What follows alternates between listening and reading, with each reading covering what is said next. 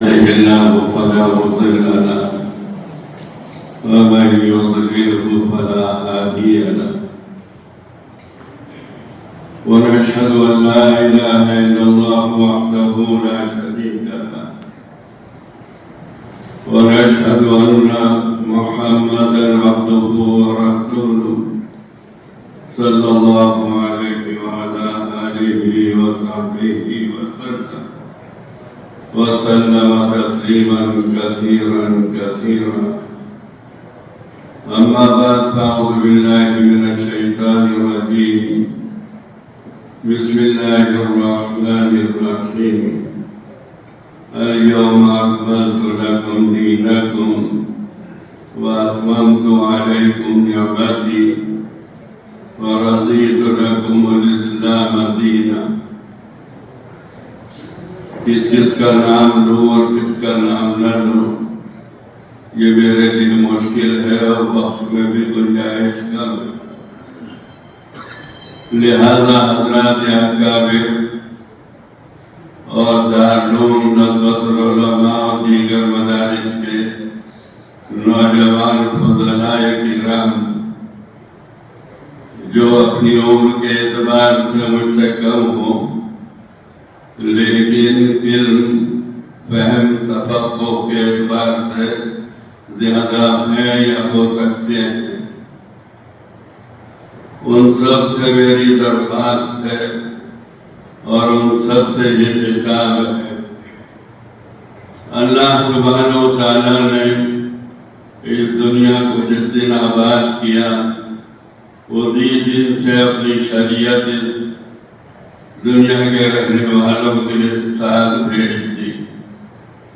آدم علیہ السلام آئے تو چونکہ انسانیت کی ابتدا تھی اس لیے شریعت بھی مختصر تھی، اور آپ نے بخاری شریف کے بالکل شروع میں یہ بات پڑھ لی ہوئے اور حضرات علماء کرام نے پڑھا دی ہے کہ شریعت کا یہ اختصار اور اس کی نوعیت کا فرق حضرت نوح علیہ السلام کے زمانے تک رہا. پھر اس کے بعد نوح علیہ السلام اور ان کے بعد آنے والے انبیاء علیہ السلام کے زمانے میں شریعت کے مسائل میں توسع ہونا شروع ہو گیا، اور جیسے جیسے انسانی آبادی ترقی کی طرف چلتی رہی ویسے ویسے اللہ سبحانہ و تعالیٰ کی طرف سے تفصیلی احکامات آتے رہے. آدم علیہ السلام سے لے کر سیدنا حضرت محمد صلی اللہ علیہ وسلم تک سارے انبیاء علیہ السلام کا دین اسلام ہی تھا.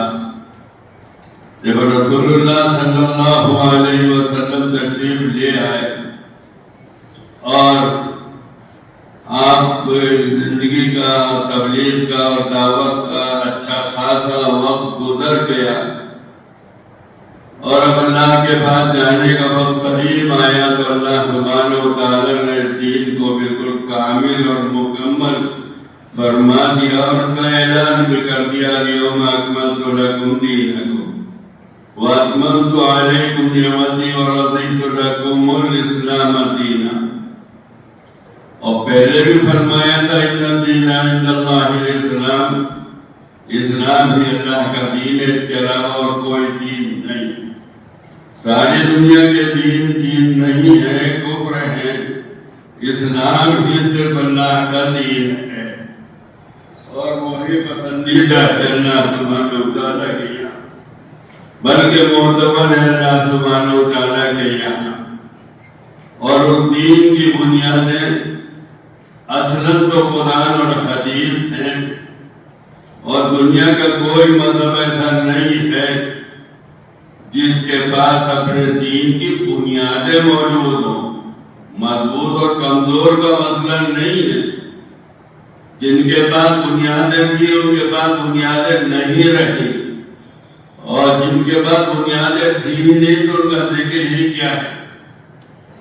اسلام کے پاس تو پوری بنیادیں موجود ہیں، اور ان بنیادوں کا تذکرہ حضرت معاذ بن جبل رضی اللہ تعالیٰ عنہ نے، جو رسول اللہ صلی اللہ علیہ وسلم کے ایک محبوب ترین صحابی ہیں، احب لک ما احب لنفسی، انہوں نے حضور اکرم صلی اللہ علیہ وسلم سے عرض کیا تھا جب رسول اللہ صلی اللہ علیہ وسلم ان کو یمن کا امیر اور قاضی بنا کر بھیج رہے تھے، تو آپ صلی اللہ علیہ وسلم کو ان کی ذہنی فراست اور علم پر پورا یقین تھا، پھر بھی ان سے سوال کیا، وہاں جا رہے ہو، وہاں جا کر تم کیسے فیصلے کرو گے؟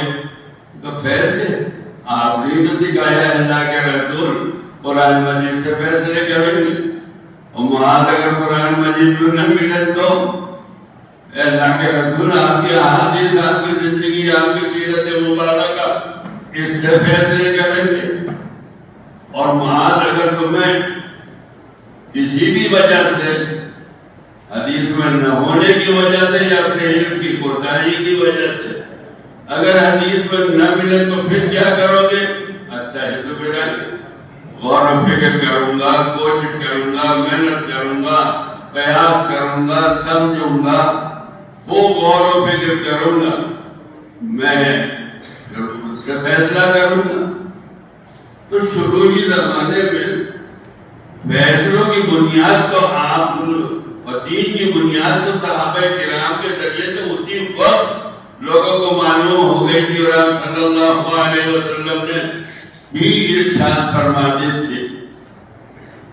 ہمارے یہاں اس کی تو ضرورت نہیں ہے کہ نئی بنیادیں تلاش کی جائے، بنیادیں تو موجود ہیں، البتہ ان کانوں کے اندر جو ہیرے اور جواہرات ہیں ان کو کھودنے اور نکالنے کا مسئلہ ہے، اور وہ ذرا محنت طرح ہے۔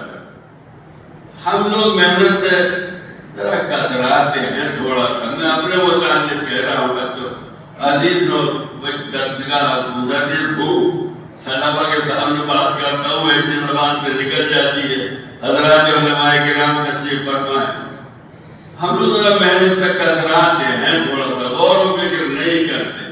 مثلاً دارالفتہ میں کوئی استفتاء آتا ہے، دیکھو بھائی فلاں مدرسے کے فتاویٰ کی کتاب میں کیا مسئلہ لکھا ہوا ہے، فلاں مفتی صاحب میں کیا لکھا ہوا ہے، اسی سے نقل کرنے کے عادی ہو گئے۔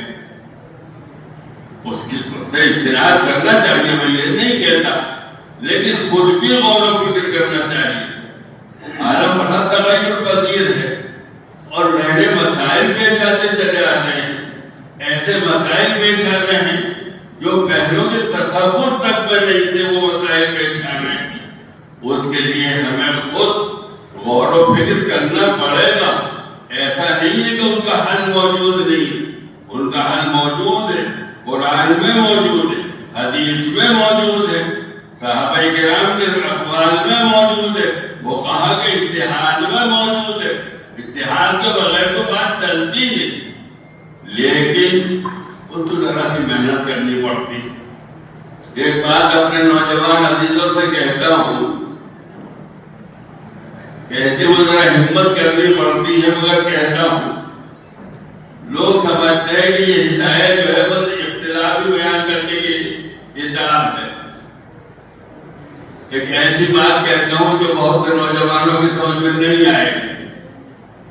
آپ لوگوں نے غور سے ہدایت پڑھی ہو تو دیکھیے گا، جہاں کہیں امام ابو حنیفہ رحمۃ اللہ علیہ اور صاحبین یا ان میں سے کوئی ایک یا امام ظفر ان کا اختلاف ہوتا ہے تو وہ سیدنا امام شافعی رحمۃ اللہ علیہ کا اختلاف ذکر نہیں کرتے، سیدنا امام مالک رحمۃ اللہ علیہ کا اختلاف ذکر نہیں کرتے، اپنوں ہی کا اختلاف ذکر کر کے یہ بتانا چاہتے ہیں کہ ایک مسئلے پر غور کرنے کے اتنے مختلف قسم کے طریقے اور ایسے علمی انداز ہو سکتے ہیں اس طریقے اور انداز سے اگر غور کیا جائے تو وہ مسئلہ نکلتا ہے جو ابو حنیفہ رحمۃ اللہ علیہ فرماتے ہیں، وہ مسئلہ نکلتا ہے جو حضرت امام ابو یوسف رحمۃ اللہ علیہ فرماتے ہیں، وہ مسئلہ نکلتا ہے جو حنفی فنا فرماتے ہیں۔ اور اگر اختلاف اہم نہیں ملتا تو امام مالک سے اختلاف کا اظہار کر کر ایک باقاعدہ دارالفتہ اور ایک اجتماعی دارالفتہ کی قسم ہے۔ تو ہدایہ میں یہ اختلاف کیے جاتے ہیں وہ لڑائی جھگڑے کے نہیں ہے، بلکہ اختلاف جو ذکر کیا جائے نوجوان علماء سے عرض کرتا ہوں اس پہلو سے غور کیجئے گا، جہاں کہیں بھی اختلاف اپنا موجود ہوگا اللہ کا، وہاں وہ شباب مالک کے بغیر کا اختلاف ذکر نہیں کرتے، وہ صرف اپنا اختلاف کرتے اور اس کے دونوں رخ ذکر کرتے یا مختلف رخ ذکر کرتے۔ اس کے علاوہ آج کل ہمارے یہاں افتاء کی کمیٹیاں بنائی جاتی ہیں، امام ابو حنیفہ رحمۃ اللہ علیہ کے تو سینکڑوں صدیوں سال پہلے افتاء کی کمیٹی بنی ہوئی تھی۔ امام حنیفہ یہ کہتے ہیں، یہ نہیں کہا جاتا تھا، اہل کوفہ یہ کہتے ہیں۔ یہ اہل کوفہ کیا چیز ہے؟ یہ کمیٹی ہے اہل کوفہ کی، یہ ایک مجلس مشاورت مسائل کی، یہ مفتیان کرام بیٹھے ہوئے ہیں جن میں فیصلے ہو رہے ہیں، اس لیے وہ یہ کہا کرتے تھے۔ اور اب بھی وہی دین، اب بھی وہی خزانے ہیں، اب بھی وہی قرآن مجید ہے، وہ کسی چیز کی کمی بیٹی نہیں ہے، اب بھی وہی احادیث مبارکہ ہیں، اور اب بھی وہی آثار صحابہ اور تابعین اور الفاظ موجود ہیں۔ پہلے دو مسئلے جو متعلق ہے ہمارے اس سیمینار سے، اس میں وقت سے متعلق ہے، بڑی ہمت کر کے عرض کرتا ہوں، اس میں ہمارا جرم حکومت سے کم نہیں ہے۔ میری بات سے اختلاف کرنے کا پورا حق ہے آپ لوگوں کو، لیکن میں یہ عرض کرتا ہوں کہ ہمارا جرم حکومتوں سے کم نہیں ہے۔ آپ میں سے جن لوگوں کو وقت بورڈ جانے کا کبھی اتفاق ہوا ہوگا، وہاں جا کے دیکھیے کیا ہوتا ہے۔ ایک مرتبہ مجھے جانے کا موقع ملا، ایک وقف نامے کے اندر 5 مکانوں یا پراپرٹی کا ذکر تھا، اور اس کی بنیاد پر انہوں نے 6 چیزوں کو مدعی کے کہنے کے مطابق وقف کر دیا۔ میں نے خود ان سے کہا جو ذمہ دار سب سے بڑے، یہ آپ نے کیا کر رکھا ہے؟ یہ لہجہ میرا سخت تھا، یہ آپ نے کیا کر رکھا ہے؟ وقف نامے کے اندر 5 اوقاف ہیں اور آپ نے 6 کو اس کی بنیاد پر وقف کر دیا۔ کہنے لگے ہم وقف کرنے کے لیے بیٹھے، وقف سے نکالنے کے لیے نہیں بیٹھے۔ یہ مجرم کون ہے؟ بالکل تقریباً یہی الفاظ تھے۔ اوقاف کے جو ذمہ دار ہیں ان کے کارناموں کو کیا بتائیں، بس رہنے دیے، ڈھکی چھپی ہے تو ڈھکی چھپی رہ لیجیے، ویسے ڈھکی چھپی ہے بھی نہیں۔ اوقاف کے جو ذمہ دار ہیں وہ کیا کرتے ہیں؟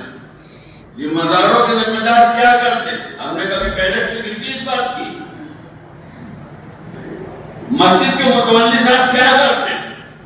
ایک مسلمان مسجد کی دکان 2.5 روپے مہینے پر کرایہ پر لیتا ہے اور دوسرے کو 50 روپے مہینہ، 100 روپے مہینہ، 200 روپے مہینہ دے دیتا ہے۔ ہمارے دل میں درد نہیں ہوتا؟ حکومت کچھ کرتی ہے تو ہمارے دل میں درد ہوتا ہے۔ میں یہ نہیں کہتا ہمارے دل میں درد حکومت کے کرنے پر نہیں ہونا چاہیے، بالکل ہونا چاہیے، بالکل ہونا چاہیے، لیکن اس سے پہلے جو پرانا زخم تھا، جو کینسر بن چکا ہے اب، اس کی فکر کرنے کی زیادہ ضرورت تھی، اور وہیں سے اگر بنیاد نہ نکلی ہوتی تو یہ صورت پیش نہ آئی ہوتی۔ تیسرا مسئلہ جو آپ لوگوں کے لیے ذرا حلق سے آسانی سے نہیں اترتا، اب سے 30-35 سال پہلے کی بات ہے، میں نے حضرت تھانوی رحمۃ اللہ علیہ، ہمارے علماء کے طبقے میں ان کا مثال، ان کی مثال بالکل بے مثال، ان کے مضمون میں کہیں دیکھا تھا اور وہیں سے الفرقان میں بھی نقل کر دیا تھا۔ الفاظ کی الحمدللہ یاد ہے، اور بڑا فرماتے ہیں بلکہ اس سلسلے میں میری معاملاتی مسائل چل رہے تھے، خرید و فروخت کے مسائل کا تذکرہ تھا. فرماتے ہیں بلکہ اس سلسلے میں میری رائے تو یہ ہے، بلکہ اس سلسلے میں میری رائے تو یہ ہے. آپ سوچئے بے اور شرح کا مسئلہ ہے، اگر دوسروں کے مسلک پر عمل کرنے میں سہولت اور آسانی ہو تو ان کو اختیار کر لیا جائے. اب تک 30-35 سال پہلے قرآن میں کہیں بھی رہ گئی، لوگوں نے اعتراض بھی کیا تھا، میں جانتا ہوں. حضرت خان کا یہی مضمون آپ کو یاد رہ گیا تھا، لیکن چونکہ میری رائے کا میرے ذہن کے مطابق تھا اس لیے میں نے اس کو ذکر کر دیا تھا. بالکل بلا کسی آگے پیچھے تبلیغ اور تعلق ہے، بالکل بیچ میں چند صفوں چند لائنوں میں حضرت خان رحمۃ اللہ علیہ کا یہ مقولہ ذکر کر دیا تھا. تو اب تک 35 سال پہلے حضرت رحمۃ اللہ علیہ تو کب کہا ہوگا، اس وقت سے ہمارے سامنے یہ رائے موجود ہے اور ہم ابھی تک اسی مسئلے میں الجھے ہوئے. ان باتوں پر غور تو ضرور ہونا چاہیے، لیکن دروازہ نہیں بند کرنا چاہیے. اللہ تعالیٰ توفیق نصیب فرمائے. ہمارے نوجوان علماء بیٹھے ہوئے ہیں، ان میں بڑی صلاحیتیں ہیں، یہ بڑی صلاحیتیں ہیں کہ کانوں سے ہیرے و جواہرات نکال کر لانے والے لوگ بیٹھے ہوئے ہیں. ہم سے بھی زیادہ بہت ذہین اور بہت صلاحیت والے ہمارے شاگرد ہیں. انشاءاللہ یہ کام کریں گے، ان سے کام لیا جائے سب سے. اور پہلے تو مسئلوں کے سلسلے میں اگرچہ وقت گزر گیا ہے اور ندیوں میں پانی بہت زیادہ بہہ چکا ہے، لیکن اس کے باوجود اس کی اب بھی فکر کرنی چاہیے. اور جس پہلو سے آپ حضرات فکر کرنے کو کہہ رہے ہیں اس سے انکار نہیں ہے بالکل بھی. وہ تو بہت محنت کرنے کی ضرورت ہے اور بہت سے اللہ کے بندے اس کے لیے محنت کر رہے ہیں. ان کے ساتھ تعاون بھی کرنا چاہیے اور ان کے شریک کار بھی ہونا چاہیے. اللہ تعالی ہمارے سیمینار کو اور یہاں ہر طرح کامیاب فرمائے اور یہاں تشریف لانے والے حضرات کو اجر عظیم عطا فرمائے اور ان کی صحیح رہنمائی فرمائے. وآخر دعوانا